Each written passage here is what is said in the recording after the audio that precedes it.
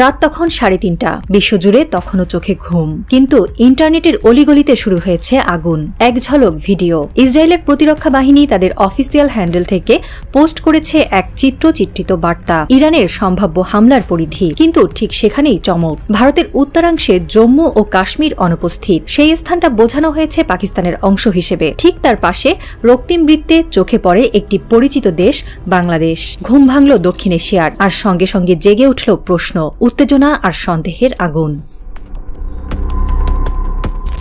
মানচিত্র কখনো নিরপেক্ষ হয় না, এই পুরনো কথাটি যেন আবার সত্যি করে দিল ইসরায়েল। ভিডিওটি মূলত ছিল ইরানকে ঘিরে সম্ভাব্য মিসাইল হামলার পরিধি ব্যাখ্যা করার জন্য। তাতে সৌদি আরব, তুরস্ক, ভারত, চীন, রাশিয়ার মতো দেশও ছিল, কারণ এই দেশগুলোর দিকে ক্ষেপণাস্ত্র ছুটে যেতে পারে। এমনটাই বার্তা চিত্রিত করতে চেয়েছিল তেল আবিব, কিন্তু সেটির চেয়েও বড় বার্তা ছিল অপ্রত্যক্ষ। ইসরায়েলি ডিফেন্স ফোর্সের এই ভিডিওতে ভারতের একটি বিকৃত মানচিত্র ব্যবহার করা হয়। তাতে কাশ্মীরকে ভারত থেকে আলাদা করে দেখানো হয় পাকিস্তানের অংশ হিসেবে। এই মুহূর্তে যে ভারত প্রকাশ্যে ইসরায়েলকে সমর্থন জানিয়ে এসেছে গাজায় হামাস বিরোধী অভিযানে, সেই ভারতই ঠকল কূটনৈতিক অভ্যর্থনায়। ভিডিও সামনে আসার পরপরই ভারতীয় সোশ্যাল মিডিয়ায় ছড়িয়ে পড়ে ক্ষোভ। একের পর এক পোস্টে কটাক্ষ, ব্যঙ্গ আর চরম অসন্তোষ বন্ধু ইসরায়েলের বিরুদ্ধে। ভারতের দক্ষিণপন্থী handle Indian right wing community সরাসরি প্রশ্ন তোলে, জম্মু ও কাশ্মীর ভারতের মুকুট, আপনি আমাদের মানচিত্র বদলে দিলে বন্ধুত্বের মানে কি? ইসরায়েল পরবর্তীতে ক্ষমা চেয়ে জানায়, মানচিত্রটি অলঙ্করণ মাত্র, সীমানা সঠিকভাবে দেখানো হয়নি। কিন্তু দেরিতে বলা সেই কথা আর নরম করেনি ক্ষোভের তীব্রতা। আর বাংলাদেশকে ঝুঁকিপূর্ণ দেশের তালিকায় দেখানো হয়েছে, যেখানে ইরানি ক্ষেপণাস্ত্র পৌঁছাতে পারে। এর মানে দাঁড়ায়, ইসরায়েলের চোখে বাংলাদেশ ইরানের সাপ্লাই চেইনের অংশ হতে পারে, অথবা অন্তত এমন ভৌগোলিক অবস্থানে রয়েছে যা নিয়ে উদ্বেগের কারণ আছে। নতুন করে প্রশ্ন উঠছে, ইসরায়েলের কাছে বাংলাদেশ কেন গুরুত্বপূর্ণ? কেনই বা এই অঞ্চলে টান নজর?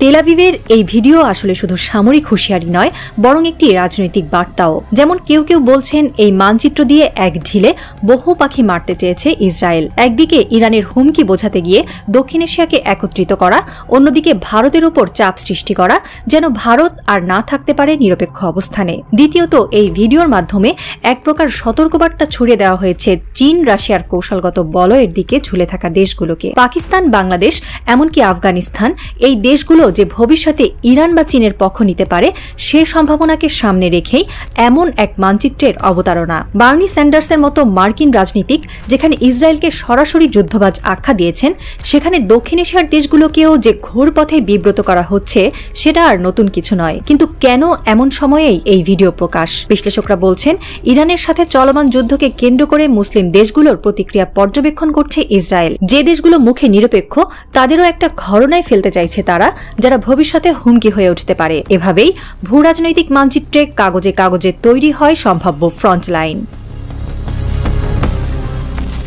ইরান ও বাংলাদেশের মধ্যে সরাসরি কোনো সামরিক জোট নেই, তবে বাংলাদেশের ভৌগোলিক অবস্থান, সমুদ্রবন্দর ও মুসলিম সংখ্যাগরিষ্ঠ চরিত্র, এই তিনটি বিষয় ইসরায়েলের নজরে থাকতে পারে। বিশেষজ্ঞদের মতে, গাজায় যুদ্ধ তীব্রতর হওয়ার পর মধ্যপ্রাচ্যের মুসলিম বিশ্বের একাংশ যেমন ফুঁসে উঠেছে, তেমনি দক্ষিণ এশিয়ার কিছু অংশে, বিশেষ করে বাংলাদেশের মতো দেশে ইসরায়েল বিরোধী মতবাদ তীব্র হচ্ছে। ইসরায়েল এই পরিবর্তন পর্যবেক্ষণ করছে, তাই বাংলাদেশের নাম এই হুমকির ম্যাপে উঠে এসেছে। তবে এটাও গুরুত্বপূর্ণ যে বাংলাদেশ সাম্প্রতিক বছরগুলোতে চীন ও তুরস্কের সঙ্গে প্রতিরক্ষা ও বাণিজ্যিক সম্পর্ক জোরদার করেছে। একই সময়ে ইসরায়েলের সঙ্গে সম্পর্ক স্বাভাবিক করার কোনো উদ্যোগ নেয়নি, বরং বাংলাদেশের আইন অনুযায়ী ইসরায়েল ভ্রমণ নিষিদ্ধ।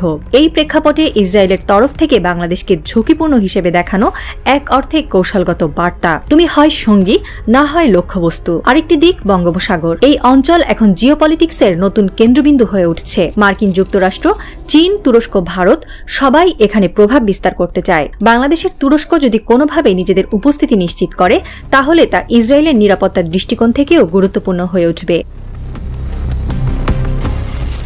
ভারতের সরকার এখনো পর্যন্ত এই ইসরায়েলি ভিডিওর বিষয়ে কোনো আনুষ্ঠানিক প্রতিক্রিয়া জানায়নি, তবে রাজনীতিক ও সংবাদ মাধ্যমে ক্ষোভ প্রবল। বিরোধীরা বলছে, এই হলো কূটনৈতিক বন্ধুত্বের ফল। বাংলাদেশ সরকারের তরফেও কোনো আনুষ্ঠানিক বিবৃতি আসেনি, কিন্তু বিশেষজ্ঞরা বলছেন, ঢাকায় ইসরায়েলি এই ভিডিও নিয়ে নীরব উদ্বেগ রয়েছে। বিষয়টি এখন পর্যবেক্ষণে রাখা হয়েছে।